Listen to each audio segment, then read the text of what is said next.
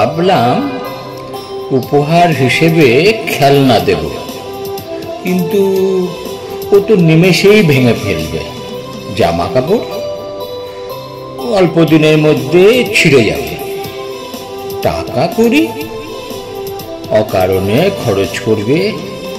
Mobile টোবাইল কারণের থেকে অকারণে বেশি সময় নষ্ট করবে। লাভের থেকে ক্ষতিই বেশি।